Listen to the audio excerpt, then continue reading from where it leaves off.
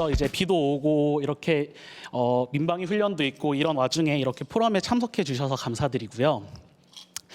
매월 행사가 열리는 이곳은 이제 서울 XR 실증 센터이고요.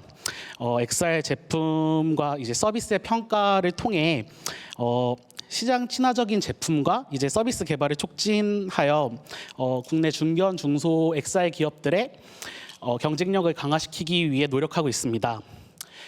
포럼이 끝나고 이제 다양한 XR 기기들을 보면서 많은 인사이트를 찾아가셨으면 좋을 것 같아요.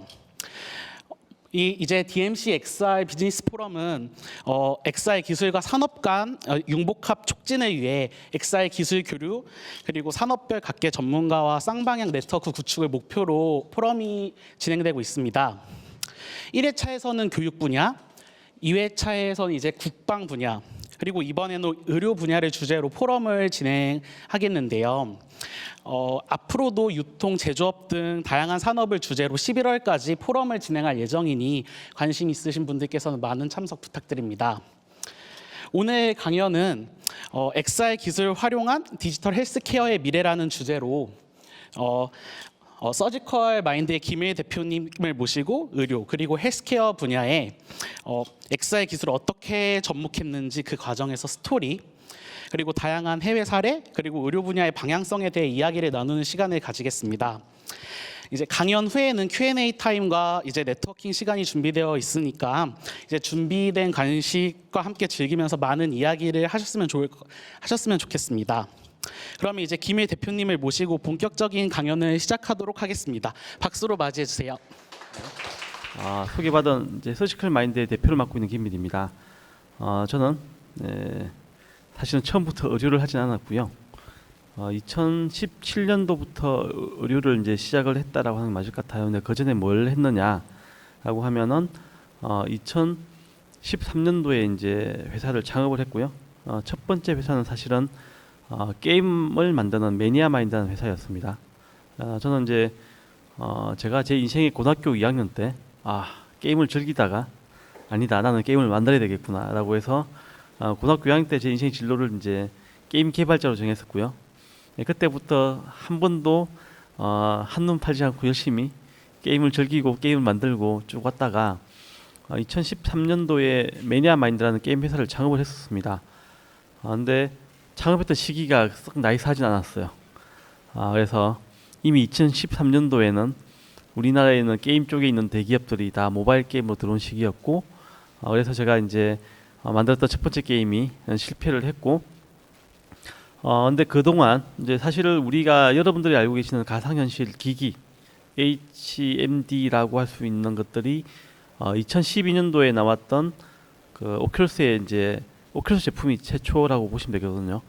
근데 그 제품을 제가 회사 다니면서 체험을 해봤었고, 그 제품의 두 번째 버전인 오큘러스 DX2가 2014년도에 나왔어요. 그래서 이 제품을 보고 이게 이제 그냥 개인적인 취미 생활이 아니라 모바일 게임도 실패했겠다. 그럼 우리의 다음 게임을 VR로 해볼까? 라고 생각하면서 사실은 2014년도부터 가상현실 쪽을 좀 더 공부를 해보기 시작했습니다. 실제 만들었던 모바일 게임을 이런 스마트 VR 게임으로 포팅도 해봤었고요. 그리고 이제 우리나라에서도 이제 몇 안 되는 스팀에 이제 VR 게임을 런칭 해보기도 했었고요. 근데 우연한 기회에 제가 다녔던 회사에 같이 다녔던 회사 동료분이 이직을 하셨는데 그분이 하필이면 의료 쪽 회사로 이직을 하신 거예요. 그러면서 제가 가상현실을 하고 있는 걸 보더니 우리가 하고 있는 거를 좀 가상현실로 도와줄 수 있을 것 같은데 라고 얘기를 하셔가지고 그분을 도와드리다가 의료를 알게 되었습니다. 그러니까 이게 가상현실 기술이 생각보다 아직까지는 즐기는 엔터테인먼트가 아니라 정말 필요한 영역에 쓰일 수 있겠네 싶어가지고 2016년도부터 제가 의료 쪽을 좀 해보기 시작했어요. 근데 제가 PD라는 타이틀을 달고 처음 만들었던 게임이 리듬 액션 게임이라고, 아마 일본 게임이면 이시트 DJ, 국산에선 DJ 맥스, 오투잼, PC 게임 오투잼, 이런 게임들 아시는 분이 계실 것 같은데, 이런 리듬 액션 게임들이 뭐냐면은 음악 건반을 정확한 시기에 잘 맞춰야 되거든요. 이게 생각보다 집중력과 순발력이 필요하죠. 그래서 요거를 만들어 봤던 기억이 있었기 때문에 처음으로 이걸 어떻게 의료에 접목할까라고 고민했던 첫 번째 프로젝트가 지금 돌아보면 DTX가 부르는 디지털 치료 기기예요. 그래서 리듬 액션 게임과 ADHD 치료를 하는 것들 접목을 해서 어떻게 하면 좀 더 어린 친구들이 게임 즐기듯이 집중력 향상 대학에 해볼까라고 처음에 시도를 했었습니다. 시도를 했었는데 한 6개월 개발했었어요. 6개월 개발하고 이제 같이 도와주시는 그때 원장님께 제가 이제 아무 생각 없이 여쭤봤었어요. 원장님, 이거 제가 팔려면 어떻게 해야 될까요? 했더니 원장님이 많이 당황해 하시더라고요. 하신 얘기가 이거 못 팔 건데? 라고 하시더라고요. 이게 무슨 얘기일까? 라고 고민하게 되는데요. 사실은 제가 좀 뒷페이지에서 설명드리겠지만 수가라는 개념을 사실은 제가 부끄럽게도 2016년도까지는 수가라는 개념이 뭔지를 몰랐어요. 그때서야 처음으로 제가 만들고 있는 거는 의료기기의 영역이고 의료기기는 인허가를 받아야 되는 것이며 제가 만드는 이 소프트 프로그램은 의료기기 관점에서는 하드웨어가 없어가지고 아마 국내법상 의료기기 인증을 받을 수가 없을 것이다. 불가능하다는 얘기를 처음 들었고 충격을 먹었던 시기였어요. 그래서 그 시기에 방황을 하다가 2016년도에 제가 녹십자 임원분들 대상으로 이런 가상현실 기술이 어떻게 의료 산업에 영향을 줄 것인가, 어떻게 도입될 수 있을 것인가라는 주제로 제가 이제 그 세미나를 한 적이 있었는데요. 안타깝게도 그 당시에 녹십자 관계자분들께서는 관심이 없으셨고요. 그 자리에 누가 함께 계셨냐면 DHP 디지털 헬스케어 파트너스의 최윤섭 대표님이 같이 계셨어요. 최윤섭 대표님께서 저를 보시더니 우리나라에서 VR을 가지고 의료를 하시는 분이 계시다고 라고 해서 그분하고 이야기하다가 서지컬 마인드라는 회사를 2017년도에 창업하게 되었습니다. 그게 이제 시작이었고요. 그래서 말씀드린 대로 제가 시작하기 전에 의료기기에 크게 뒤었기 때문에 의료기기는 아니다. 그래서 그 다음 할 수 있는 게 무엇이냐? 그래서 의료교육 혹은 의료 시뮬레이션으로 시작을 해보자라고 해서 백내장 수술 트레이닝 솔루션으로 시작을 했어요. 이게 이제 2017년도였습니다. 그래서 2020년, 2021년도까지는 이 교육 가지고 어떻게 해보려고 시도를 많이 했었어요. 많이 했었는데 지금은 정확하게 말씀드리면 다시 서지컬 마인드는 지금 말씀드리면 디지털 치료기기가 아니라 디지털 의료기기, 소프트웨어 의료기기, SAMD라고 부르거든요. SAMD라고 부르는 소프트 에저 메디컬 디바이스라는 소프트웨어 의료기기를 만드는 회사가 메인이라고 말씀드릴 수 같아요. 그 과정에 어떤 일들이 있었는지 그리고 지금 어떤 삽질을 하고 있는지 그래서 제가 아마도 우리나라에서 헬스케어 영역에서 이런 XR 기술을 가지고 삽질을 가장 많이 해본 회사 중에 하나이지 않을까 싶고요. 그래서 제가 오늘 들려드리고 싶은 이야기는 삽질의 역사일 것 같고 이 과정 속에서 제가 어떻게 답을 찾아가고 있는지를 좀 공유를 하면은 여기 계신 분들께도 큰 도움이 되지 않을까 싶습니다. 사실 이제 우리나라에서 디지털 헬스케어 기업들이 할 수 있는 것들이 무엇이 있는지 사실 하면 안 되는 게 무엇인지를 이해하는 데서부터 출발을 해야 되지 않을까 싶고요. 저도 용감하게 저는 이거 모르고 시작했거든요. 그래서 이게 모르고 시작한 게 꼭 나쁘진 않죠. 왜냐면 이게 큰 산이 있는 줄 알면 아예 갈 생각 안 했으니까요. 몰랐기 때문에 갖고 가다 보니까 여기까지 온 거긴 하지만 제가 처음 시작할 때야 그랬고요. 지금 계신 분들 2023년도에는 그렇게 하실 필요는 없을 것 같아요. 그래서 말씀드린 대로 의료 수가가 무엇이지? 혹시 여기 계신 분들 중에 만약 헬스케어에 계신다면 수가에 대해서 정확하게 알고 계시는지가 궁금한데요. 사실 의료기기 쪽에 적어도 치료기기가 되었던 의료기기가 되었던 정부로부터 인허가를 받아야 되는 솔루션을 만드실 거라면은 반드시 수가를 어떻게 받을 것이냐 그것도 한국에서 라는 문제를 푸실 수가 있어야 됩니다. 이게 안 되면은 사업이 안 되거든요. 그게 아니면 물론 해외를 가셔도 돼요. 근데 한국 회사가 한국에서도 결과를 못 내고 해외에 갈 수 있는가라는 물음표가 또 따라다닐 수가 있습니다. 물론 이 사업을 하실 대표님께서 나는 원래 나의 터전은 미국이야. 나의 터전은 다른 외국이야. 그래서 나는 얼마든지 한국 개발자를 데리고 해외 비즈니스 할 수 있어 라고 하면 얘기가 달라집니다. 아까 말씀드린 대로 스키야 같은 대표님께서도 게임 쪽에 계시던 대표님이신데 지금 한국에서는 사업할 혁신 의료기기, 한국의 혁신 의료기기 태클을 타셨지만 해외에서 비즈니스를 하시려고 하는 걸 제가 알고 있거든요. 이런 케이스가 있긴 하지만 그런 부분들을 알아가시는 게 정말 중요하기 때문에 이 의료 수가, 나는 돈을 받을 수 있는가 정부로부터 공식적으로 라는 부분은 이제 중요하게 볼 것 같고요. 그거 외에도 난 수가를 받을 수 있다, 있을 것 같아 라고 해서 끝나는 게 아니고요. 무수히 많은 여러 가지 법률적인 문제를 풀어나가야 되는데요. 그 중에 가장 큰 허들 중에 하나가 제가 보기에는 IRB나 DRB일 것 같아요. IRB는 좀 쉽게 말씀드리면은 병원에서 이 사람의 정보, 환자의 정보, 우리가 임상이라고 하지 않습니까? 전임상이 있고 임상이 있는데, 임상은 사람을 대상으로 뭔가 실험을 하는 거거든요. 대상으로 뭔가 연구를 하거나 진료를 하는 건데, 전임상이라면 사람을 대상으로 하기 전인 거죠. 그래서 우리가 보통 그걸 동물 실험을 많이 하게 되고, 그게 아니면 동물 이전에 더미를 가지고 하게 되겠죠. 그래서 임상을 할 경우는 IRB를 반드시 신청하고 통과를 해야 돼요. 이 과정이 없으면은 그 다음 스텝을 못 나가요. 혹은 없이 했다가는 법에 저촉을 받게 됩니다. DRB는 그럼 이 데이터가 병원 내부로 나갈 수도 있는 건가? 문제가 없는 건가? 라는 주제예요. 근데 제가 알고 있기로는 우리나라 병원에서 DRB가 공식적으로 아직 열린 한 몇 개월 전 기준입니다.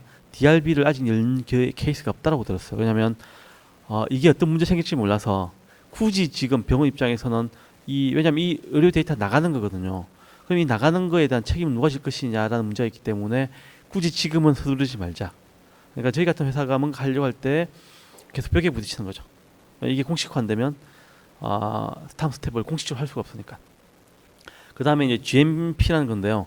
부끄럽게도 저도 GMP를 작년에 알게 됐습니다. 정확하게.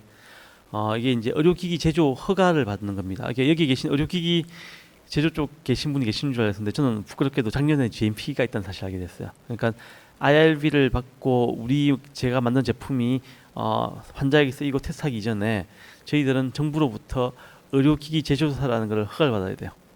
근데 그게 예전에는 마찬가지로 하드웨어 중심이었기 때문에 이 GMP가 하드웨어 의료기기 제조사 중심으로 돼 있었어요. 그래서 공장이 있느냐 라는 이런 부분들이 막 있죠. 그런데 이제 요 몇 년 사이에 소프트웨어 의료기기라는 주제가 나왔기 때문에 그나마 이런 부분들이 좀 많이 완화되고 있고요. 이 소프트웨어 의료기기의 가장 대표적인 제품이라고 할 수 있으면 여러분도 잘 아시는 인공지능으로 진단하는 거 있지 않습니까? 엑스레이나 그다음에 CT, MRI 데이터를 가지고 진단 보조를 하는 능력이 어떻게 보면 SAMD 여기 있는 이제 소프트 에저 메디컬 디바이스의 가장 대표적인 제품들이라고 들릴 수 있을 것 같아요. 그리고 RA는 무엇이냐? 그러면 이 GMP 그다음 IRB를 신청하시는 데에 문서를 제조해야 되거든요. 정부의 조건에 만족되는 이 문서 쓰시는 분들의 자격증이 또 있어요. 물론 지금 그거 없으면 RA 자격증이 없으면은 의료기기 제조사로 인정 안 해줘는 아니지만, 이런 IRB는 아니고요. GMP 쓰고 그다음 의료기기 인허가 받는 과정에 가장 전문화되어 있는 분들이 RA 인력들입니다. 이런 것도 제가 작년에 알게 되었고요. 그래서 이제 이 과정들이 쭉 다 있어야 되는 거죠. 그다음에 혁신 의료는 무엇이냐? 이게 한 번에 의료 솔루션을 만들면 몇 년이 걸립니다. 임상도 하셔야 되고 전임상, 임상 싹 다 거치셔야 되기 때문에 너무 많은 시간이 걸리는데 이거를 좀 어떻게 빠르게 해줄까? 라고 해서 국내에서 이제 식약처와 심평에서 만든 게 바로 이 혁신 의료기기, 혁신 의료기술이라는 테크입니다. 이것도 아마 여러분들 알고 계셔야 여러분들이 만드실 제품이 의료기기이거나 치료기기이면 반드시 이 과정들을 거치셔야 될 겁니다. 이제 그런 과정들이고요. 여기 이제 마지막으로 있는 게 아까 제가 이제 정부의 수가를 받을 수 있어야 된다 했는데요. 그 수가를 받는 방법이 두 가지가 있어요. 인정급여가 있고 인정비급여가 있습니다. 인정급여는 쉽게 말해서 우리나라에서 보험공단에서 보험을 낼 것이냐 인 거고요. 인정비급여는 오케이, 너희들 제품을 내가 인정은 해줄게. 근데 나 우리 보험공단에서 돈을 못 줘. 내가 별도로 환자한테 받아 라는 돈이에요. 그럼 보통 어떻게 되냐면 정말 환자분이 다 내시거나 아니면 여러분들 실손보험 가입돼 있으시면 실손보험에 내신 다음에 실손보험을 신청해서 받을 수가 있긴 해요. 여러분이 만드신 제품이 의료수가 받을 건데 나는 무조건 인정급여를 받을 수 있는 제품이냐? 아닌데 인정을 받을 수 있겠는데 나는 인정 비급여로 가야 될 것 같은데 이거나 아니야 웰리스로 가자. 이 전략들이 어느 정도 서신 상태에서 제품을 개발하시는 걸 추천드려요.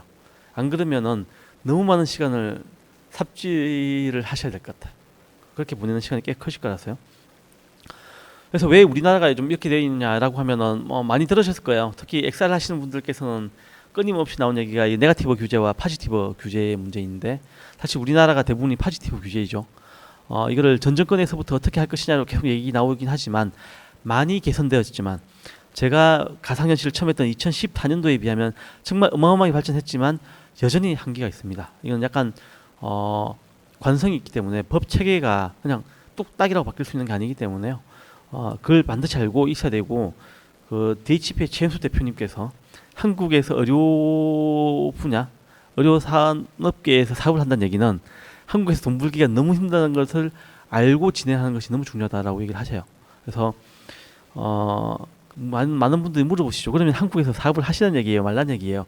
라고 많이 물어보신대요, 최현수 대표님께요. 근데 우리가 안 되는 건 정확히 알고 있어야 뭘 할 수 있는지를 볼 수가 있거든요. 그리고 안 되는 걸 안 된다고 끊임없이 이야기를 해야 조금이라도 변화가 이루어지는 것 같습니다. 네, 그 과정들이 이제 계속되어져야 되는데요.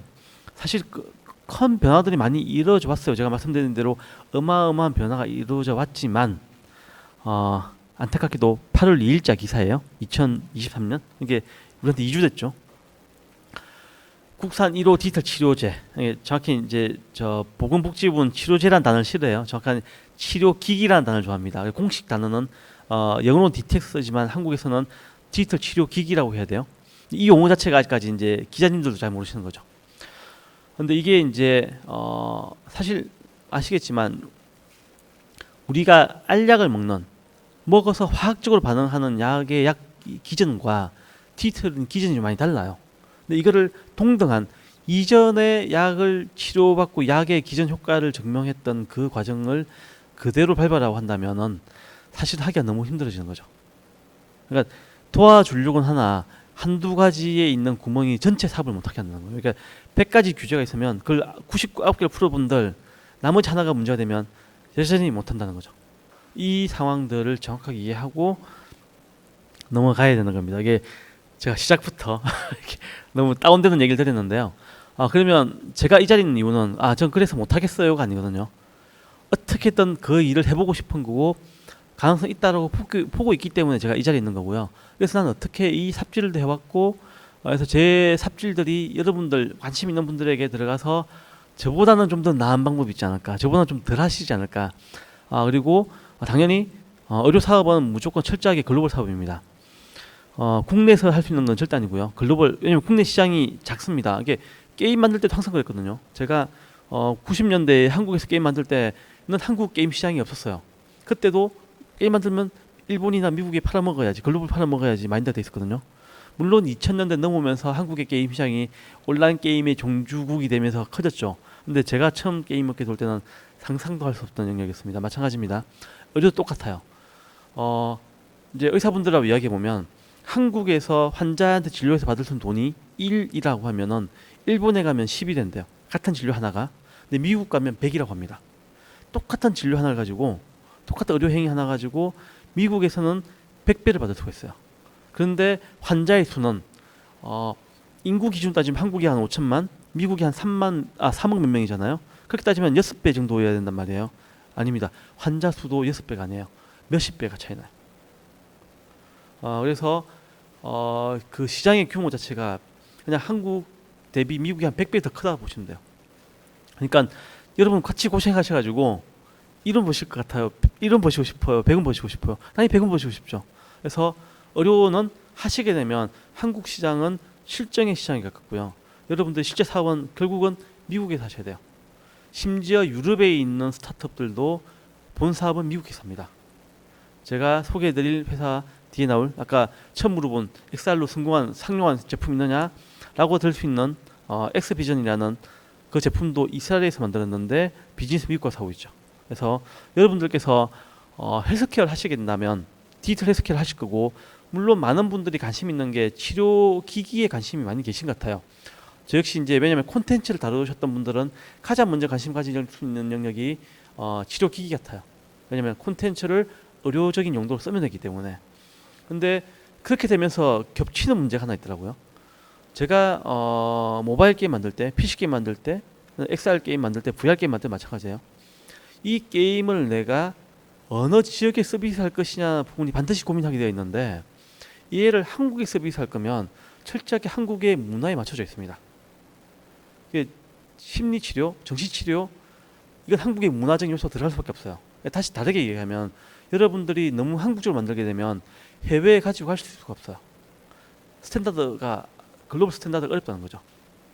이런 부분들을 반드시 고민하셔야 될 겁니다. 그래서 만드실 때부터, 그러면 내가 만약에 디지털 치료기기 만들 건데 이게 해외에서 쓰일 수 있는 건가? 아니면 내가 지금 한국에 채식화되어 있지만 해외에 가져나갈 준비가 개발 단계에서부터 고민되고 있는 건가를 하셔야 되지 않을까 싶어요. 근데 그게 만약에 나중에 그 부분을 고민하시게 되면은 한참 또 도시게 되는 거죠. 또 삽질하시는 거죠.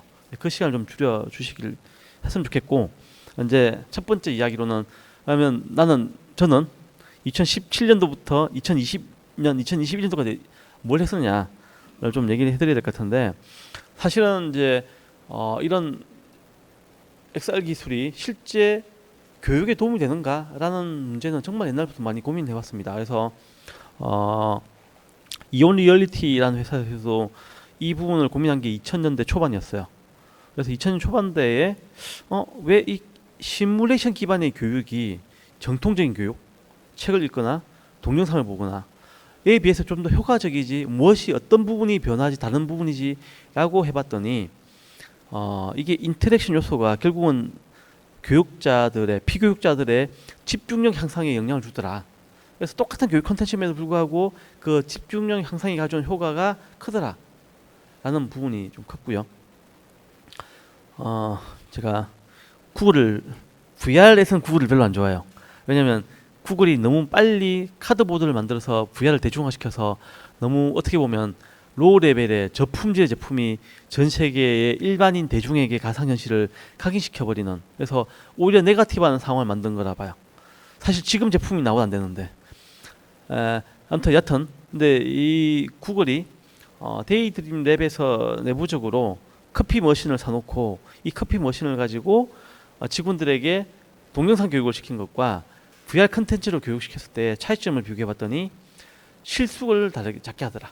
VR 썼을 때 결국은 체험적인 요소인 거죠. 그래서 결국은 체험적인 부분이 교육적 효과에 가장 크게 준다가 핵심인데요. 우리는 얘를 이제 의료의 영역을 가져와야 되는 거죠.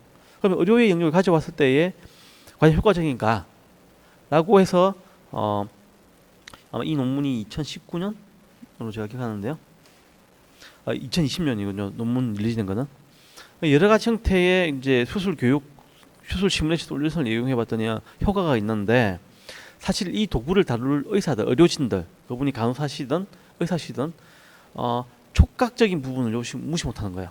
촉각이 좋아야만이 마지막에 이제 주사를 한번 하거나 아니면 이제 복강경 수술할 때 그 손끝에 느끼는 여러분의 대장을 얘가 지금 압박을 하고 있는지라는 느낌을 알려면 이 촉감이 반드시 중요하거든요. 그래서 촉감이 동반된 교육이어야 교육적 효과가 높구나 라고 얘기를 했는데, 이게 다시 또 문제가 걸려요. 여러분들이 왜 우리가 XR로 솔루션 만드느냐, 사실은 이 시뮬레이터, 물리적인 시뮬레이터 대체하려고 만든 거였거든요.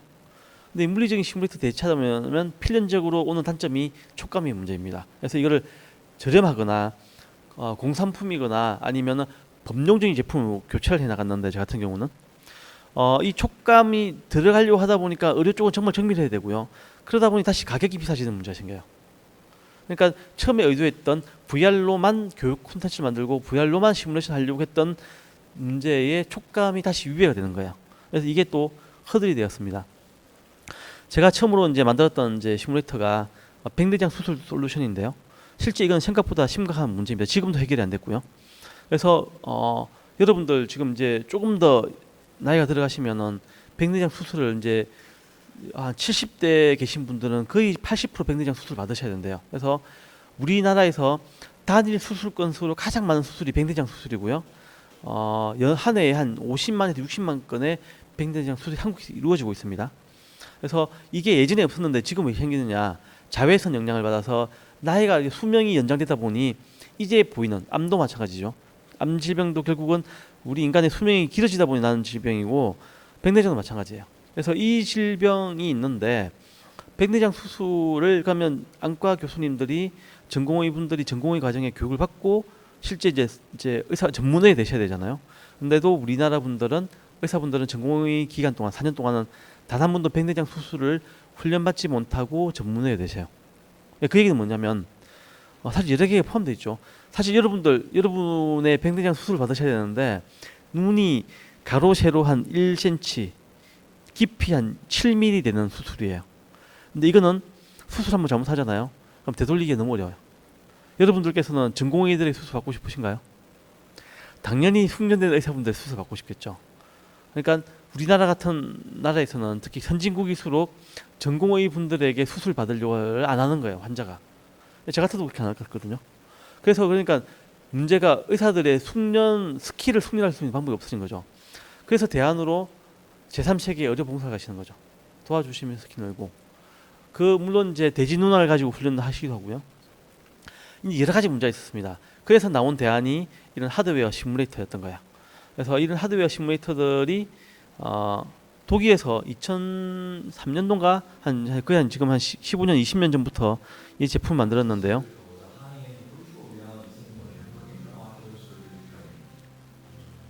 볼륨을 좀 줄일게요.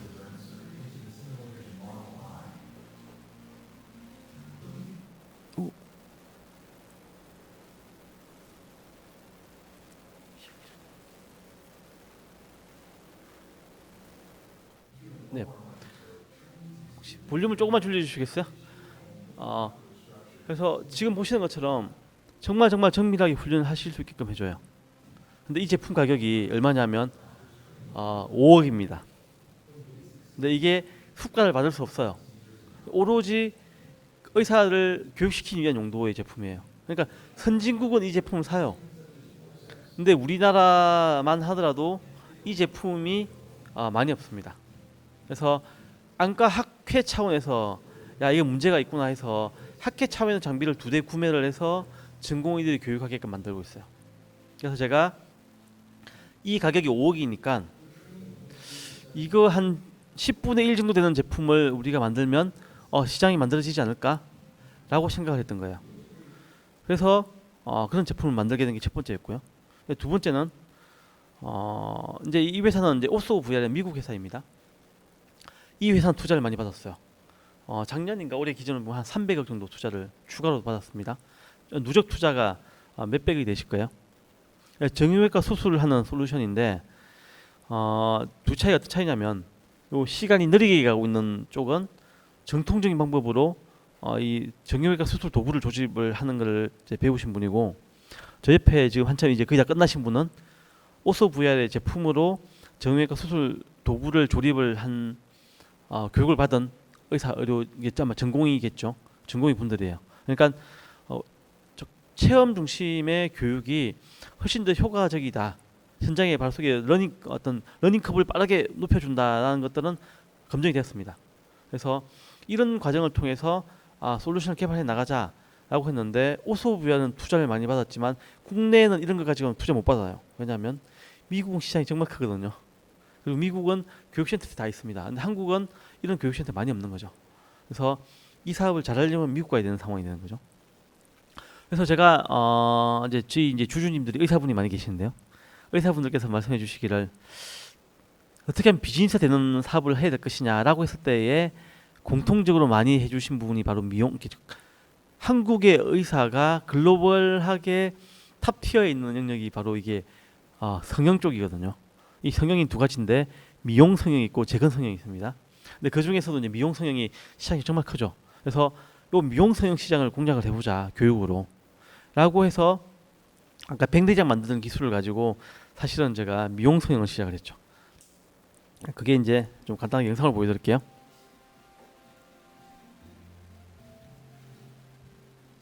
지금 이 주사기를 실시간으로 광학 카메라가 추적하고 있는 중이에요.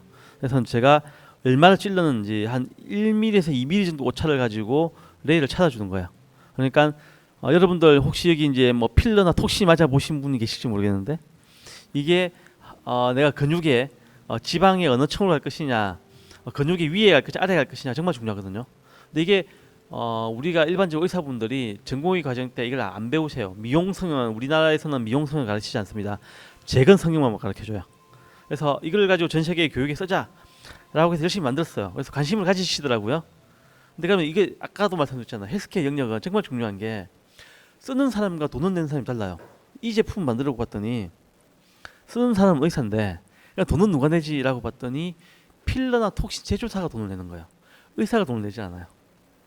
그러니까 필러나 톡신 만드는 분들에게 자 안전한 수술 교육을 미용 방법을 교육하는 솔루션입니다라고 했더니 저희들은 이렇게 위험하다라고 하는 교육 과정은 필요 없습니다. 저희들은 예쁘게 만들어 드립니다라는 게 관심이 있지 이런 안전 교육에는 관심이 없습니다 하시더라고요. 그래서 여긴 투자를 안 하시고 그분들에게 저희 제품은 마케팅 제품이더라고요. 머스트헤버, 즉 교육이 반드시 필요한 영역이 아니라 의료진들에게 머스트헤버인데 이 제품에 돈을 줄 분들에게는 있으면 좋은 것이더라고요. 그래서 이게 또 다른 영역이구나. 이게 너무 의사분들하고만 필요한 솔루션을 얘기했더니 돈 줄 분들은 또 다른 생각을 하시는구나 라는 생각이 됐던 거죠. 그래서 이 과정들에 어떤 삽질을 좀 많이 해왔었고요. 사실은 이제 이런 우리가 만들고자 하는 부분들이 왜 제가 게임을 만들다가 이쪽에 왔느냐면 사실은 게임 쪽 기술이 소프트웨어 렌더링 기술이고 소프트웨어 시뮬레이션 기술이거든요. 사실은 의료 쪽에 가장 적합한 영역이에요. 이것도 볼륨 조금만 줄여주시면 감사하겠습니다. 그래서 이제 이러한 부분들이 이제 현재 지구상에서 가장 공개되어 있는 엔진 중에는 가장 잘 만들어져 있는 엔진이라고 불러요. 이게 소파 엔진이라고 부르고 프랑스 애들이 개발하고 있어요. 네, 그럼에도 불구하고 이 제품을 제가 이 엔진을 이용해 보려고 막 연락을 했더니 프랑스 애들이 뭐 메일도 이틀 2주마다 한 번씩 주고 너무 안 되더라고요. 이 내부 분들을 자체적으로 막 만들려고 하고 있는데 여러 가지를 이제 결합해서 되돌아보면은 처음에 백내장 솔루션을 만들려고 했는데 백내장은 이제 5억짜리로 5천만 원 만들려고 했는데 왜 제가 멈추고 미용을 갔냐면 되돌아봤더니 우리나라에 백내장 수술을 할 의사를 가르치는 병원이 이걸 어떻게 수련 병원이라 불러요? 전공의 수련 병원 이게 80여 개밖에 없어요. 그러면 제가 이 제품을 팔 수 있는 게 우리나라에 80몇 개가 끝이에요. 그리고 이분들이 사고 나면 또 살까? 살 리가 없죠. 네, 구독 모델을 생각했는데 그럼 얼마나 팔아야 되지? 라는 생각이 있었고 그러면 80개가 다 살까? 다 살 필요가 없죠. 그러니까 개발에 비해서 시장 사이즈가 나오지 않는구나. 그리고 왜냐면 저희 하드웨어를 아까 말씀드린 촉감을 넣으려고 했더니 하드웨어를 넣었어요. 이게 감당이 될까? 라는 문제가 생겼던 거죠. 그래서 미용으로 가자. 왜냐면 미용은 글로벌 가고 시장도 크니까 라고 했는데 의사들은 필요한데 돈 줄 어떤 필러 톡신 제조사는 우리는 이건 마케팅 제품인데요 라고 한 제품에 니즈가 달랐던 거죠. 그리고 이제 이 고민 끝에 제가 그래서 저희는 어떻게 했냐면 처음에는 이제 주사기도 만들고 막 찌르고 하는 여러 가지를 시도를 했어요. 근데 지금은 저희들이 이제 4, 5년 지난 지금은 이 제품을 그냥 순수하게 PC 기반의 해부학 솔루션을 만들었습니다. 누구를 대상으로 하냐면 물론 전 세계에 해부학 솔루션 많아요. 뭐 몇만 원만 주면 살 수 있는 제품도 있고 연간 구독해도 괜찮은 거 4, 5만 원이면 연간 4, 5만 원이면 살 수 있어요. 근데 그 제품과 저희 제품이 뭐가 다르냐면 그 제품은 주 타겟이 보통 의대생들이거나 해부학을 의료를 기본적으로 공부하시는 분들이고요. 저희들이 만든 솔루션은 철저하게 해당 분야의 전문적인 지식을 가진 의사들 중심, 전문의를 중심으로 한 해부학 솔루션이에요. 그러니까 미용 성형에서 나 지금 이제 필러 톡신을 놓고 싶은데 얼굴 쪽만 얘기하면은 사실 얼굴 해부학 모델 보면 이렇게 복잡하게 구조물이 안 되어 있습니다. 그냥 혈관 좀 몇 개 보여주고 근육 보여주고 끝이거든요. 근데 그게 필러 톡신 올 분들에게 아무런 도움이 안 되는 해부학이에요. 심지어 거기 놓이는 혈관들은 다 틀린 혈관들이에요. 그래서 철저하게 저희들이 포커싱하고 있는 거는 임상의들이 쓸 수 있는 분들의 도움이 되는 해부학 데이터를 만든다. 해서 그거를 B2C는 그냥 무료 뿌리자. B2B만 유료화하자. 라고 해서 상용화를 작년부터 했어요. 그래서 일단 VR을 뺐어요. 왜냐면 대중화를 해야 되는데 VR 기기를 가지고 계신 의사분들 많이 없고 이걸 전 세계에서 제가 들고 다니면서 팔 수도 없고 그래서 B2C로 가면서 처음부터 무료로 가자. 그래서 이걸로 크게 돈을 버는 목적이 아니라 우리 회사를 알리는 데부터 먼저 움직이자. 그러면은 이 제품이 알고 이 제품을 의사가 쓰게 되면 이 제품을 의사들이 필요하면 이 제품을 B2B로 해야 될 의료기기 회사, 의료 제조 회사, 그 다음에 필러 톡신 제조사는 우리에게 연락을 주겠지. 이거 얼마예요? 라고 해서 비즈니스 모델을 이제 바꿨죠. 그래서 게임 개발하면서 했던 그 경험들을 이 제품 만들어 녹여내게 됐습니다. 그래서 그렇게 하게 되었고요. 그래서 그 삽질의 결과로 저희들이 아크록스 아나토미, 아크록스가 저희들 제품의 전체 브랜드이거든요. 아크록스의 해부학 쪽인데 첫 번째 버전은 에스테틱이다. 미용 성형을 다루겠다라고 해서 이제 그 중에서 두 경부만 머리만 집중하는 버전이었고요. 그래서 B2B는 유료화, B2C는 무료로 런칭을 했어요. 소프트 런칭을 했어요. 그래서 이제 이 이후에 이제 유저들의 니즈에 맞춰서 VR을 XR을 붙여 나가려고 해요. 실제 저희 제품들이 공개되고 조금씩 알려지기 시작하니까 남미에 있는 의료 교육센터에서 연락을 주시더라고요. 야, 뭐든지 모르는 게 너희들 하고 있는 거 우리 같이 좀 같이 뭔가 좀 하자라고 연락을 주시더라고요. 그래서 이런 기회가 만들어지는구나라고 해서 처음부터 뭔가를 막 목적을 만들 게 아니라 밑바닥부터 제품을 만들어 나가면 여기서 B2B로서 필요한 것들이 니즈가 오면 그렇게 사업들을 하나씩 만들어 나갈 수 있겠구나라고 제가 생각을 하게 되었습니다. 자, 이게 여기까지가 제가 VR에 대한 얘기였고요. 사실 헬스케어 영역은 저는 VR이 아니라 XR이 메인이 되어야 된다고 생각하고 있습니다.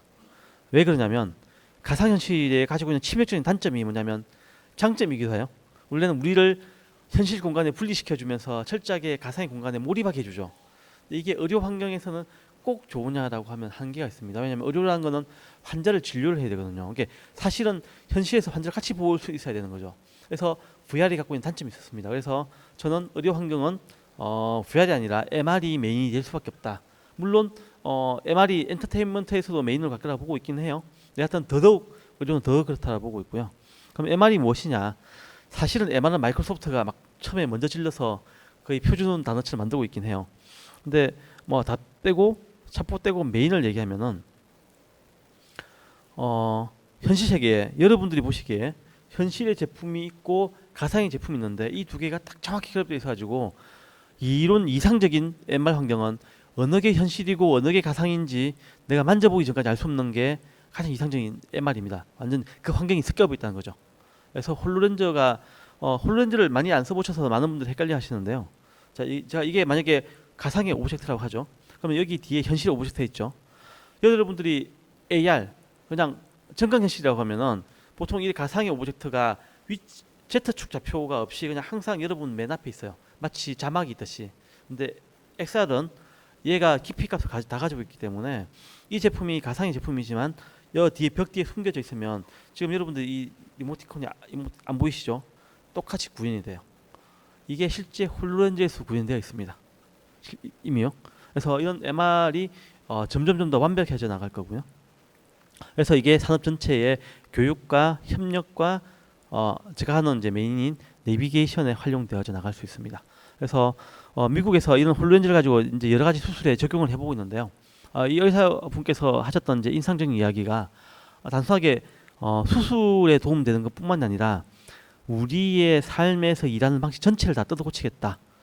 정말 혁신이 이루어지겠구나라고 얘기를 해주셨고요. 사실 이제 이 디바이스에 대해서는 여러분들이 좀 많이 모르신 것 같아요. 왜 홀로렌즈가 이렇게 비싸지? 라는 얘기를 많이 하실 것 같은데 얘가 비쌀 수밖에 없는 이제 몇 가지 이유가 있습니다.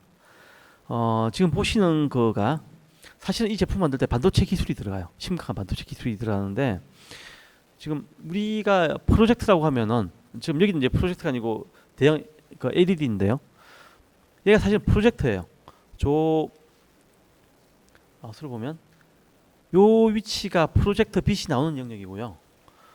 요 유리관을 따라서 이 빛이 여기로 전파됩니다. 그래서 여기에 사각형이 잘잘잘 흘러가는 게 보이잖아요. 요게 커져서 요 화면에 전체를 갖다 붙이는 거예요. 이 프로젝터 미니 프로젝터가 양 안에 붙어 있는 거야. 그리고 이거를 막 빛이 오면은 이 빛이 지금 막 빛이 산란되고 있죠. 이거를 반도체 조립 기술 가지고 빛 라인을 하나씩 옮겨주는 거예요. 실시간으로 어마어마하게 빠르게. 그러다 보니까 얘가 쓸데없이 너무 비싸지는 거죠. 실제로 쉽게 보면은 디스플레이에서 나와서 거울이 있고 그 거울에 이 우리가 보는 그냥 투명해 보이는 것이 사실은 이제 도파관이라고 부르는데 웨이브 가드라고 불러요. 이에 빛이 반사되어서 최종적으로 우리 눈에 빛이 들어오게 해줘요. 이 기술이 쓸데없이 비싼 거예요. 대중화시키기는 아직까지 비싸고. 그래서 홀렌저가 지금 환율이 오른 이후로 600만 원, 그 다음에 매직립 2는 한 7, 800만 원 정도 하는 거예요. 아직까지 이제 한계가 있는 거죠. 물론 재밌는 건 이 제품은 매직립 2는 FDA, 즉 의료기기 허가까지 미국에서 받았습니다. 근데 우리나라도 이런 제품을 만들고 있어요. 그래서 이제 제가 이제 이건 유튜브에서 영상 가져온 건데요. 안델과학이라고 제가 정말 즐겨보는 과학 채널이 있습니다. 거기에서 이제 소개된 제품이고요.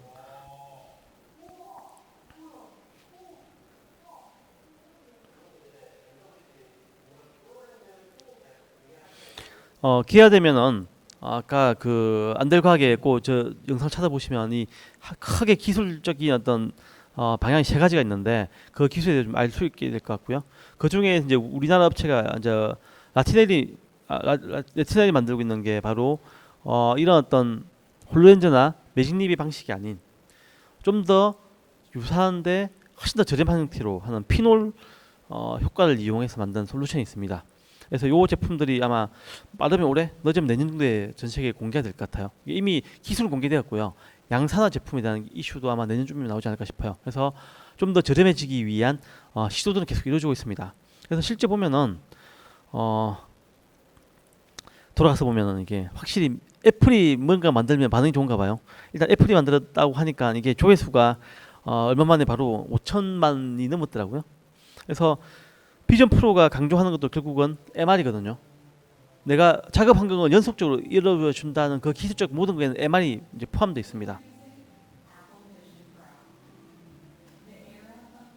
그래서 이 모든 과정들이 뭐 여기 이제 뭐 치료용 디지털 헬스케어 영역도 있다라고 얘기를 해주는데 심리 치료 이게 이제 몰입 환경과 MR 환경을 이제 뭐 동시에 보여주겠다. UI도 이렇게 뜨는 거죠. 이렇게 했던 게 결국은 여러 가지 이슈 때문에 MR로 만들어지고 있는 거고요. 자, 그래서 메타캐스트 3가 홀렌즈 발표하기 일주일 전에 발표를 했었죠. 요 비전 프로.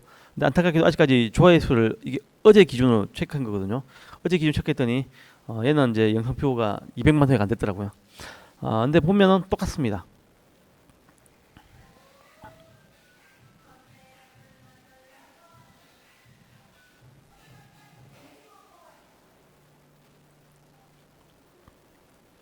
결국은 저 카메라를 이용해서 MR을 지원해 주겠다는 거거든요.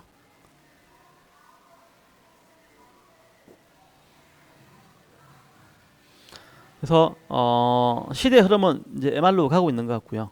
MR이 필요한 여러 가지, 특히 해석해는 이게 엔터의 영역이 아니라 정말 필요한 상황이죠. 그래서 이런 부분들을 가지고 뭘 할 수 있느냐, 사례를 좀 소개해드리면 실제 코로나가 한참 창궐했던 그 시기에 영국에 있는 임페리얼 칼리지에서 환자가 사실 이제 오염 지역에 가게 되면 의사도 여러 명 들어야 되지만 또 어떤 문제가 있냐면 이 오염 지역에 들어갔을 때에 PPE라는 개인 보호 장비를 착용하고 들어야 돼요. 이게 시간도 걸리고 돈도 비싼 거죠. 그래서 어떻게 했냐면 홀렌즈를 씌워서 한 명만 그 환자 있는데 공간에 보내고 나머지 모든 의사들은 뒤에 모니터를 보면서 원격 협진을 한 거예요. 그랬더니 오염 지역에 머무는 시간과 그 다음에 거기에 들어간 비용들이 확 줄은 거죠. 이게 실제로 이게 증명이 되었고요. 그 다음에 수술하기 전에 여러분들 수술 받을 때 보통 CT, MRI 많이 찍으시잖아요. 사실 CT, MRI가 아직까지 여러분들의 2D 이미지거든요. 얘를 3D고 얘를 좀 더 리얼한 영상을 만들었더니 의사들이 죄송해요, 저 수치가 0.08이 아니라 0.8입니다. 의사가 들어가서 이제 왜냐면 다이콤 이미지, 즉 CT, MRI 자주 보는 영상의학과 교수님이야 얘를 좀 더 잘 많이 보시지만 서전 분들, 정말 수술하실 분들은 메인 수술하시는 거지 CT, MRI를 많이 이해하는 거 아니시거든요. 얘를 구조학적으로 어떻게 입체해 볼 것이냐는 아무래도 2D 이미지 단편들이 많이 보이신단 말이에요. 이거를 실제 3D도 다 보고 수술방에 들어가셨더니 이분들이 환자 수술할 때에 바라보시는 해부학적 오류를 확 줄인 거예요. 그게 이제 XR에 가능한 거고, 이제 이런 부분들을 가지고 예전에는 더미죠. 순수 더미만 가지고 했던 부분들을 이렇게 해부학 데이터를 직접 본물해서 50만 원짜리, 100만 원짜리 더미를 1억짜리 더미가 나는 기능으로 만들어 줄 수 있는 거죠. 그래서 이렇게 하드웨어와 소프트웨어가 연계되는 이제 기능들이 끊임없이 발전되고 있습니다. 실제 관련된 논문들이 계속 나오고 있고요. 그러니까 저희도 이런 부분에서 이제 다양한 이제 연구들을 막 해보고 있는데요. 이제 실제 이제 뭐 초음파 테스트들 이런 거 좀 해보고 있는데, 왜냐하면 이제 사실 수술 환경에 제가 수술하는 부위와 수술 영상을 겹쳐보고 싶은데 초음파는 모니터 위에 띄우니까 항상 의사분들이 어떻게 해야 되냐면 여기 치료를 하시는데 모니터를 이렇게 보시고 치료를 하셔야 되는 거예요. 이걸 어떻게 한 공간에 같이 보게 해드릴까 라고 하면서 이런 XR 디바이스를 이용하게 되면 정보의 전달과 정보의 시효가 확 달라지는 거죠. 이런 부분들이 가능해지고요. 실제 이제 캐나다에 본사를 두고 있는 회사인데 이 회사도 더미를 이용해서 교육 솔루션을 정말 많이 만들었던 회사입니다. 그런데 여기서도 홀로렌즈를 이용한 해부학 교육 솔루션을 만들고 있어요. 저 뒤에 보이는 더미들이 몇 억짜리, 뭐 1억이 넘는 더미들입니다. 이거를 이렇게 저렴한 제품을 만들 수 있는 거죠. 그리고 이제 간호사분들이 가장 스트레스 받는 게 바로 환자 정맥 주사 놓는 거거든요. 이게 정맥 잘못 찌르면 이제 스트레스 많이 받죠. 근데 이거를 예전에는 이제 더미만 가지고 있다면 이제 더미에다가 XR 디바이스 쓰고 해서 그 실제 혈관이 어떻게 지나는지를 주행을 같이 보여주면서 훈련받게 해줄 수 있는 거예요. 이런 부분들이 같이 이제 계속 발전되고 있습니다. 그래서 이제 이런적인 좀 더 교육 효과가 있지 않을까라는 여러 가지 시도를 이제 계속 하고 있습니다. 이렇게만 있는 게 아니고, 근데 이 회사가 좀 더 독특한 회사 중에 하나인데요. 시간이 좀 많이 지났으니까 제가 요건 스킵하고 보내드릴게요. 요게 좀 더 나을 거예요.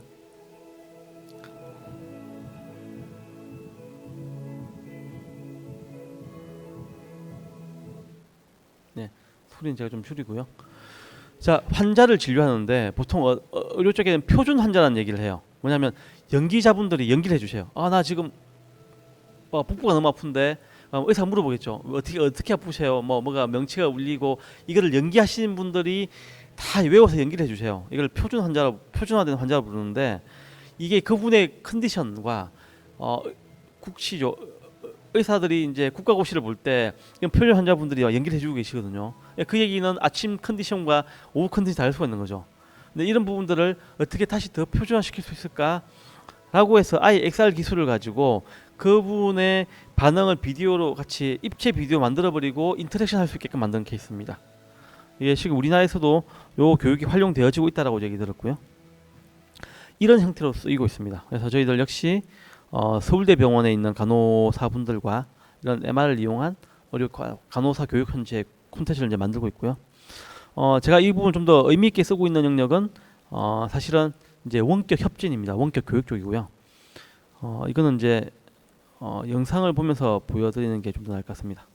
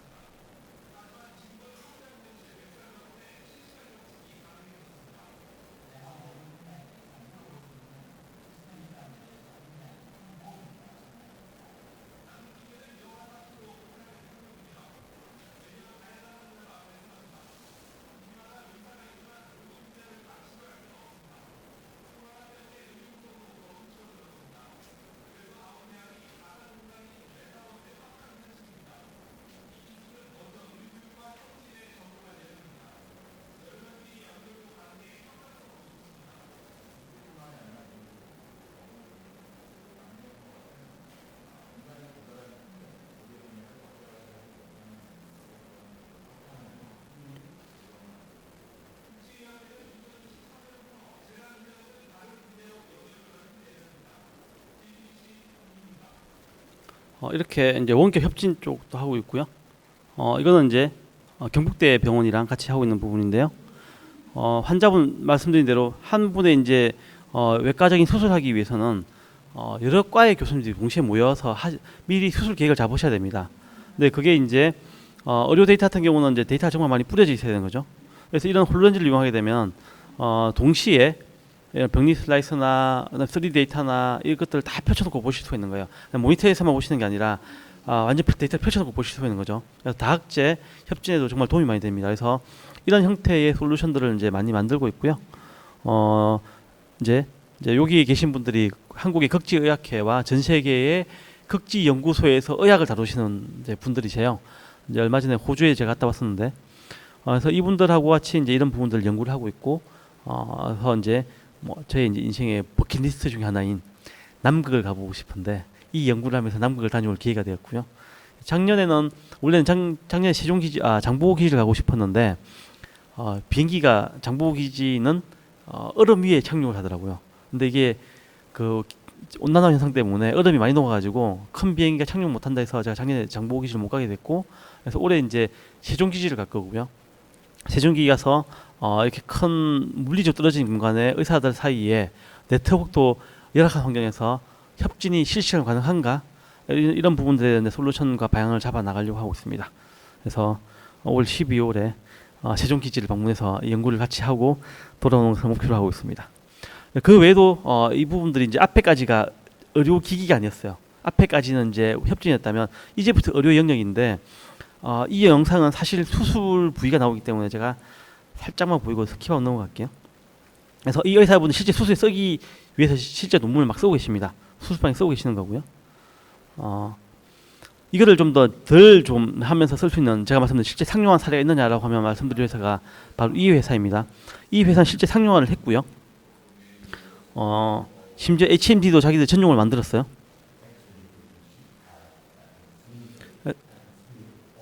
외과 의사들이 뭘 하고 싶으냐?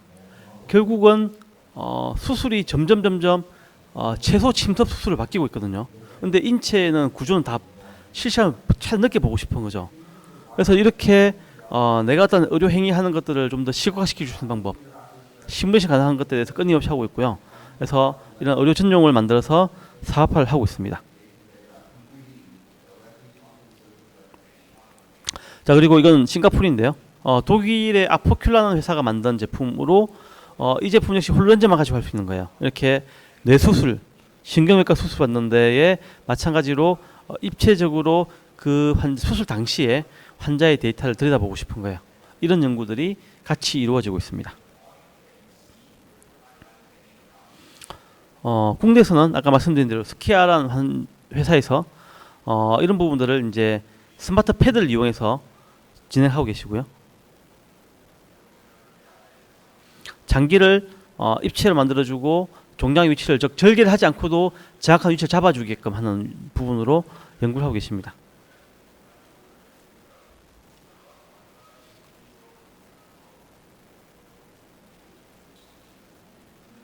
이렇게 환자 몸에 정합해서 보실 수 있게 해드리는 거예요. 이게 실시간으로 같이 동기화돼서 움직여집니다. 이렇게 스캔을 하시게 되면 환자 위에 정합해 드리는 거죠.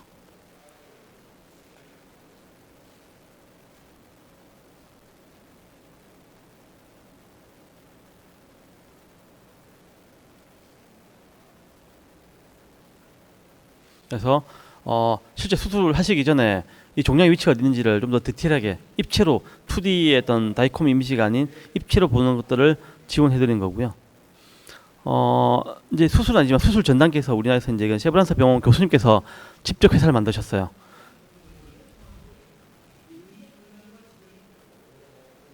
그래서 형우진 교수님께서 이제 만드신 건데, 이 복강경 수술을 하기 전에 수술 계획을 다 잡고 수술 훈련 다 하실 수 있게끔 이렇게 솔루션을 만들고 계십니다.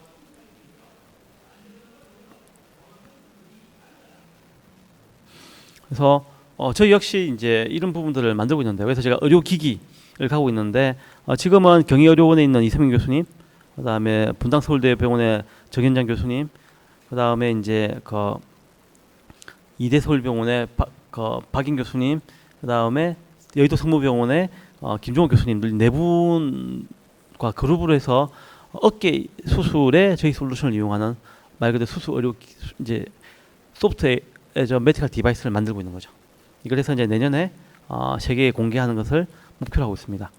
그래서 이제 이걸 좀 정리해 보면 제 삽질의 결과물이 좀 정리해 보면은 어크록스라는 이제 저희들이 플랫폼을 만들었고요. 이 어크록스라는 플랫폼 이름은 어크로스 더 보드에서 따와서 만들어진 이제 언어이고 경계를 넘어서고 싶었어요. 이게 의사들도 여러 과가 있고요. 물리적 떨어진 위치도 있고요. 환자분들도 지방에 계신 분 서울 진료받고 싶은데 떨어져 있고요. 남극에서 환자 생겼을 때에 서울의 의사가 어떻게 도와드릴까 이런 부분들 어떤 위치적인 경계, 그다음에 과의 경계, 국가의 경계를 넘어서는 어떤 솔루션이 되기 위해서는 소프트웨어 중심이 되면 되지 않을까라고 해서 이런 솔루션 만들었고요. 이걸 혼자 만드는 게 불가능했기 때문에 다양한 동료분들과 같이 만들고 있습니다. 그래서 간호교육을 전문적으로 만들고 계시는 이런 VR레더랑 같이 이제 VR레더의 솔루션도 저희 솔루션의 플랫폼에 들어와 있고요. 그래서 이렇게 이제 간호사분들이 환자 진료하시는 과정을 이제 훈련하실 수 있게 만들어져 있죠. 그리고 이건 이제 디지털 치료 기기입니다. 이제 약간 이제 그 수술 받으시거나 치매 오신 분들 그림 그리기, 심리 치료하시는 것부터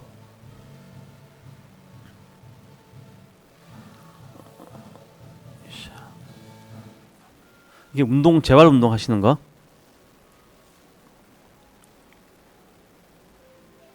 그 다음에 이렇게 이제 약간 웰리스로 게임 하듯이 운동하실 수 있는 것까지 이게 다양한 형태를 아우르는 것들을 아크로스 플랫폼이 하나로 만들어서 글로벌 서비스 해보려는 과정들을 좀 준비를 했고요.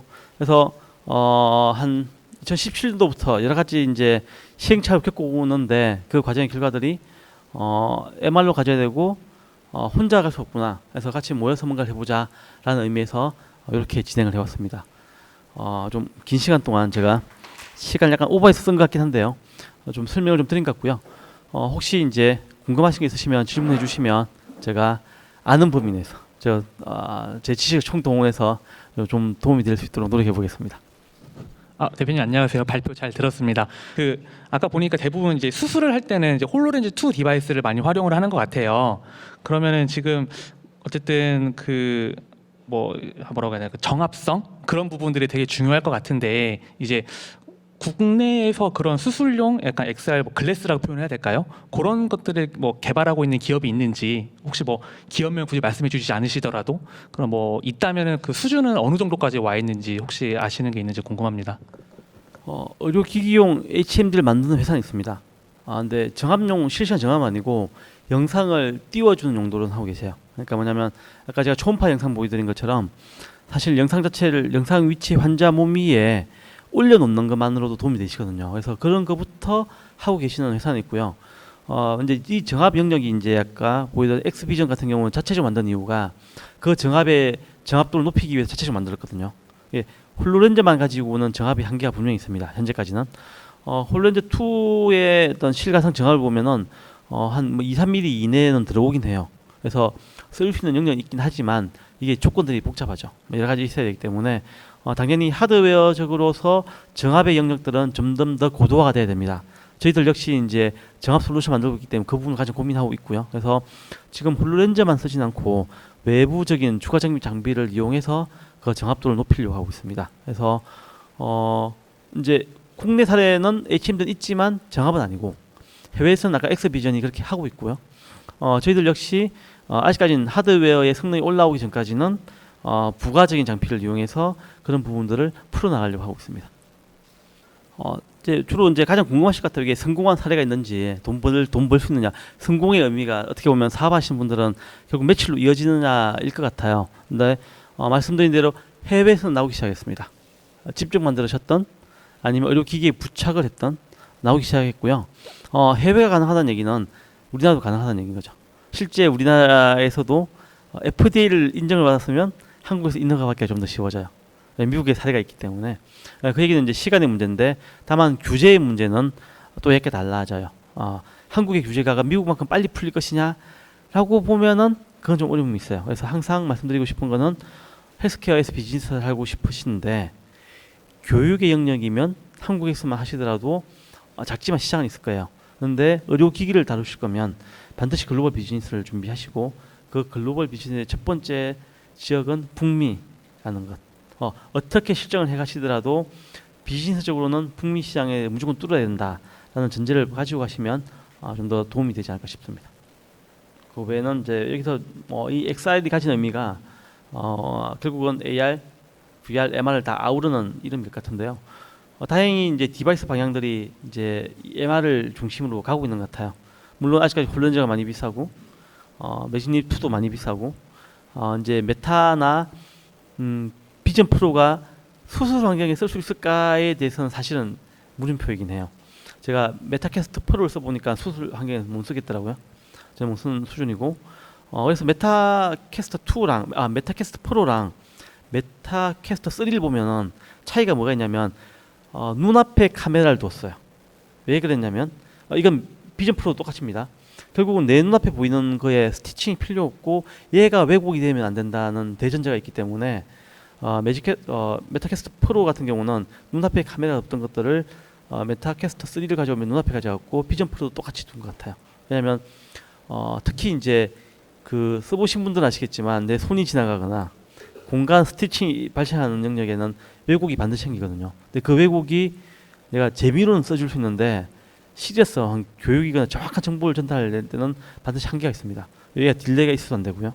그래서 저도 이제 비전 프로가 나오기를 가장 많이 기다리고 있는 사람들 중 한 명인데 왜냐하면 적어도 홀로렌즈나 매직립보다는 저렴하거든요. 400만 원 한다 하지만 상대적으로 저렴하죠. 그리고 이제 이게 크게 기술적으로 두 가지가 있는데 홀로렌즈와 이런 어떤 매직립 방식은 말씀드린 대로 광학 방식이에요. 정말 비싼 장비에 의해서 되는 거고 두 번째 저렴하게 하는 방식이 바로 이 비디오 시스루 방식이거든요. 이 비디오 시스루가 프레임 레이트와 정합 문제가 해결되면은 또 쓸 수가 있죠. 물론 단점도 있긴 합니다. 갑자기 전원이 나갔을 경우 앞이 깜깜해질 건데 의사가 그 상황에 어떻게 대응할 것이냐. 의료 환경은 정말 민감하거나 위급할 수 있는데 내 눈을 비디오 카메라로 내가 과연 신뢰해야 되느냐라는 문제들이 있을 겁니다. 그래서 이런 허들들이 있을 것 같긴 하지만 여튼간에 큰 틀에서는 MR로 간다는 것, MR이 대체가 될 것이라는 것 전제를 보시고 여러분들께서 만드는 콘텐츠가 오히려 이제 VR이 특수한 환경이고 MR이 베이스가 되는 걸로 보시면 좀 더 큰 틀에서 방향이 맞지 않을까라고 개인적으로 생각하고 있습니다. 현재 개발 대상 플랫폼이 궁금하며 향후 안드로이드 등의 모바일 플랫폼, 맥 OS 등의 데스크탑 플랫폼 등의 다양한 플랫폼 지원 계획이 있으신지 이제 궁금하다는 이제 내용이 있었어요. 네, 답변 부탁드립니다. 이제 저희들은 이제 기본적으로 이제 PC 위에서 만들고 있고요. 물론 HMD도 독자적인 OS죠. 마이크로소프트 저 홀로렌즈는 UWP라고 해서 윈도우즈 위에 자기들 뭔가 또 하나 더 만들었어요. UWP라는 OS 환경이고 그러다 보니까 제약이 많습니다. 쓰고 싶은 기술적인 부분. 근데 제가 기본적으로 PC가 지원되게 하려고 하고 있거든요. 왜 그러냐면 PC가 지원되어야 접근성을 낮춰줄 수가 있어요. 한 분은 홀런즈 쓰고 있지만 나머지 분들은 홀런즈를 보실 필요가 없고요. 그다음에 이제 당연히 이제 저 메타캐스터는 이제 안드로이드 위에 올라가 있죠. 그래서 이런 HMD는 이제 뭐 다행히 우리가 유니티나 언딜과 같은 상용 엔진들이 존재하기 때문에 플랫폼은 크게 상관이 없을 것 같아요. 여러분들이 만드시는 걸 그게 맞게끔 올리시면 될 것 같고요. 그 기능이 어떻게 접근하냐는 문제인데 당연히 VR, MR 전용만 만들 것이냐 아니면 스마트폰과 PC를 지원해주는 솔루션 만들 것이냐 인 건데 당연히 플랫폼을 여러 개 만들면 그만큼 비용도 많이 들어가죠. 개발자 투입돼야 되고 그런데 접근성을 생각했을 때는 이 부분 좀 고려해야 되지 않는가. 저도 여러 가지 삽질을 해보면서 느꼈던 부분들은 시행착오 결과 플랫폼은 다 지원해주고 A라는 플랫폼이 한계가 있다 하더라도 그게가 할 수 있는 데까지 지원해주고 나머지를 이런 XR 디바이스로 가져와야 되는구나 라고 생각을 하고 있습니다. XR 분야에서 몰입형 운동 프로그램을 위한 제품과 서비스 개발 동향에 대해서 좀 더 구체적으로 말씀 부탁드린다는 질문이 있었습니다. 지금 이제 운동 쪽은 이제 VR로 많이 저희도 발달 장애우를 위한 솔루션을 만들고 있고요. 근데 사실 이건 좀 VR이 괜찮습니다. 왜냐하면 이제 좀 더 몰입하게 해주니까요. 이게 저희들이 만든 제품을 실제 발달 장애 있는 친구들이 운동 치료를 해야 되는데 사실 그 과정이 정말 지루하거든요. 그래서 자전거 페달을 밟으면 되는데 뭐 처음에는 운동하는 것 처음 했다가 나중에는 이제 그 스마트폰 올려놓고 심지어 이 전동 자전거래요. 자전거 전동 켜놓고 발만 올려놓고 이 운동을 안 한대요. 그래서 이런 부분들을 이제 어떻게 할까였는데 게임이 도입되니까 얘들이 자기가 논다라고 생각하니까 재밌게 한다는 거죠. 그래서 그런 부분 충분히 효과가 있고 그러다 보니까 몰입하기 좋은데 그러면 재활을 받아야 될 분이 어린 친구들도 있지만 나이 많은 어르신도 있을 거거든요. 근데 어르신들이 VR을 지금 쓰기에는 디바이스가 아직까지는 그 약간의 어지럼증을 다 해결하지 못했기 때문에 물론 이제 한해서와 같은 안전장치를 하긴 하지만 그 역시 제가 보기에는 VR만 하기보다는 MR 디바이스를 해서 만드시는 게 좀 더 안정적이지 않을까. 왜냐하면 의료 환경에서는 일단은 상황 자체가 안전하다는 전제를 깔고 뭔가를 드려야 되기 때문에 안전 요소를 피할 수가 없습니다. 그래서 엔트보다는 그런 부분을 좀 더 주의해서 만드시는 거를 좀 더 추천드리고 싶어요. 강연 잘 들었습니다. 근데 지금 이제 여러 가지 시행착오를 겪으면서 여기까지 오셨는데 그 시행착오들의 가장 큰 그 이유가 수익 모델을 제대로 찾지 못해가지고 이제 중간중간 계속 포기를 하셨던 것 같아요. 근데 뭐 마지막에 지금 하고 계시는 것도 제가 봤을 때는 명확한 수익 모델이 뭔지 잘 모르겠거든요. 조금 설명을 해주시면 좋을 것 같습니다. BM을 설명을 해달라는 얘기시군요. 잠시만요. 제가 대외적으로 BM까지 아직 설명을 하진 않았는데 저희들이 메인으로 하는 부분들은 이제 지금 뒤쪽에 교육 솔루션들은 사실 어떻게 보면 말씀드린 대로 이 자체는 크게 돈이 안 돼요. 근데 물론 이제 매출납니다. VR에만 하더라도 이미 국내에서 간호교육을 전국에 있는 간호교육센터에 다 이미 뿌리고 계시고요. 매출 충분히 나오고 계시고요. 근데 그럼에도 불구하고 이게 시장을 키우기에는 한계가 있다는 거죠. 네, 그래서 저희들은 이제 서지컬 마인드가 핵심을 가고 있는 부분들은 이제 말 의료 기기이고요. 이거는 실제 수술이 많이 발생하고 있고 매출이 나고 있습니다. 저희 나는 게 아니고요. 이쪽 부분 전 세계적으로 여러분들 이제 로봇 수술 같은 것도 많이 발달하고 있는데요. 무릎 관절 수술 받으면 기본적으로 그냥 수술이 있고 로봇을 이용하게 되면 치료 수가가 추가가 돼요. 왜냐하면 사람이 의사분이 그냥 수술하는 것보다 로봇을 이용하게 되면은 수술이 더 정확하고 그래서 안전이 더 올라가고 수술료가 더 좋구나. 그렇기 때문에 로봇을 하게 되면 보통 여러분들이 100만 원 정도 더 비용을 들이면서 수술 받으세요. 마찬가지거든요. 어깨 수술도 이런 수술을 그냥 하는 게 아니고 저희들이 신경을 건드리지 않게끔 하는 것들 길을 보여드리고 좀 더 정확하게 인공관절이 정확한 위치에 배치되게끔 하게 되면 그 수술료가 더 좋아지는 거죠. 이 저희들이 경쟁으로 같이 보고 있는 제품들이 PSI 시장이 있습니다. 페이션트 스페시픽 인스트루먼트에서 환자 맞춤형 이제 기기들이 돌고 나오는 거죠. 이걸 가지고 현재 아까 말씀드렸던 그 인정 비급여에서 실제 매출들이 발생하고 계세요. 국내뿐만 전 세계적으로. 이거는 코스트를 환자가 내는 거죠. 보험사가 내는 거고요. 그래서 그 시장을 보고 저희들이 들어가고 있어요. 그래서 저희들 솔루션을 이용했을 때에 솔루션당 즉 환자 수술 받을 때에 치료 수가를 받을 수 있는 인정 비급여 처리를 가서 비용을 받는 걸로 개발을 하고 있습니다. 그래서 중요한 게 수술 건수가 맞는 걸 찾는 게 중요해요. 왜냐하면 신경 쪽 이런 것들은 좋기는 하지만 수술이 많지는 않거든요. 그래서 정형외과 쪽을 아까 이 회사도 이제 정형외과에서 스파인 간 이유가 스파인 수술이 전 세계에 정말 많습니다. 저희들도 정형외과를 시작한 이유가 마찬가지예요. 수술 건수와 실제 이 의료 환경에서 이런 솔루션을 도입을 하는 거에 이미 이제 준비가 돼 있는 영역인가 이런 것들 찾아나가는 과정들이라고 말씀드릴 수 있을 것 같아요. 강연 정말 너무 잘 들었습니다. 전 TTA 김준식이라고 합니다. 지금 의료 헬스케어 관련해서 이제 XR 기기 개발하시면서 시행착오를 많이 겪으신 것 같은데 특히 이제 국내 규제 같은 관련해서 좀 그런 거를 많이 겪으신 것 같아요. 그래서 현재 의료용 기기 관련해서 국내에서 어떤 규제들이 있어서 국내에서 의료기기 치료용으로 하는 의료기기에 대한 소프트웨어가 출시가 불가능한지 이런 것들을 좀 자세히 알고 싶고 그리고 실제로 이게 출시를 하게 되면 의료기기는 환자의 개인정보를 굉장히 많이 다루게 될 것 같은데 그래서 보안성 문제도 되게 클 것 같다고 생각이 들어요. 그래서 그런 것과 관련한 뭐 규제나 인증 이런 것들 알고 계시는 게 있으시다면 혹시 좀 들어볼 수 있을지 궁금합니다. 네. 아마 얘기해 주실 게 치료기기 쪽 디지털 치료제 디지털 치료 기기 쪽 말씀해 주신 거가 맞을까요? 네. 왜냐하면 이제 방금 이제 환자 정보들 같은 경우는 디지털 치료 기기가 될 것 같은데요. 지금 결국은 지금 웰트에서 받고 있는 고민들이 효과가 있느냐, 이 재료가 실제 이 제품 썼을 때 환자에게 효과가 있어야 정부가 돈을 줄 거거든요. 그러니까 인공지능 이제 SAMD, SAMD가 소프트웨어 의료기기들이 인공지능을 했던 분들이 비용을 많이 못 받는 이유 중에 하나가 뭐냐면 얘가 환자에 도움이 되는가 의사에 도움이 되는가의 문제였거든요. 예를 들면 진단을 빨리 할 수 있으면 너희들이 1시간 걸리던 걸 인공지능이 해주면 10분 걸리면 너희들 그러면 6분의 1 시간 줄었으니까 환자 6명 더 보면 되겠네 라는 논리가 전 세계적 논리예요.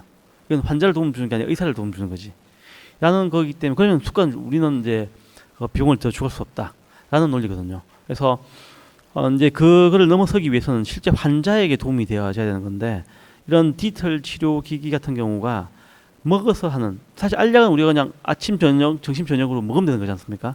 약만 먹고 하는 게 끝인데 그 개념, 화학적 기전이 아닌 다른 기전에서의 어떤 효과를 내기 위해서는 그게 효과가 어떻게 있는지를 검증 과정도 달라야 되는데 이런 과정에서 다시 우리의 법률상 이 법률 조건은 동등성 비교라고 해서 기존에 나와 있는 약과 동일한 과정을 거쳐서 검증을 해야 돼요. 그러니까 이게 기존에 나와 있던 약은 먹는 약들이었거든요.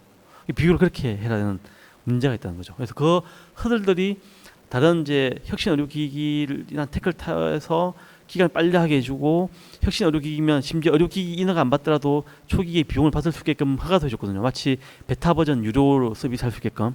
그럼에도 불구하고 그 받기 위한 그 다음 허들인 효과가 있냐라는 부분은 이제 이런 문제가 발생하고 있습니다.